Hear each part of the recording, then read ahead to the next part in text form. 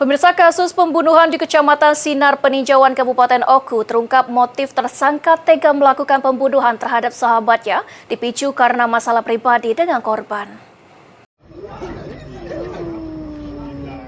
Kasus pembunuhan di Desa Marga Bakti, Kecamatan Sinar Peninjauan Oku yang dilakukan Abdillah alias Baging terhadap korban Asep Sunandar serta istrinya yang mengalami luka-luka saat ini telah ditangani Polres Oku.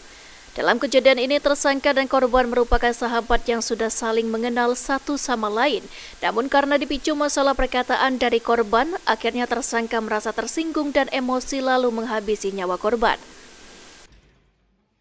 Pada hari Rabu tanggal 4 Juni 2025, kira-kira jam 10 pagi, di teras rumah korban yang terletak di Blok B2, Dusun Sumber Makmur, Desa Marga Bakti, Kecamatan Sinar Peninjauan Kabupaten Oku. Korban meninggal dunia atas nama Asep Rosmanda alias Asnawi bin M. Yusuf. Kemudian korban luka yaitu istri yang bersangkutan dan sementara sudah mendapatkan perawatan dari kesehatan. Untuk tersangka adalah Abdillah alias Dobol bin Saidi. Korban dan pelaku ini sebetulnya teman, akrab, sering saling tandang ke rumah antar dua orang ini.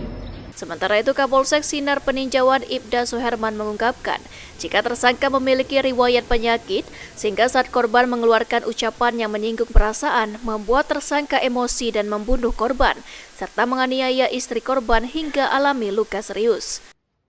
Jadi hasil penyelidikan kami intensifkan dari awal kejadian yaitu hari Rabu tanggal 4 Juni sampai kemarin terakhir sebelum pelaksanaan press release, pengakuan tersangka tetap ada ketersinggungan atas ucapan yang menyangkut masalah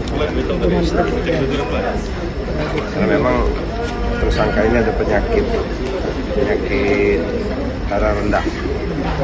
Nah, itu diungkapkan malah diolok-olok itu gara-gara sering main lama-lama sama istri. Yang olah itu siapa?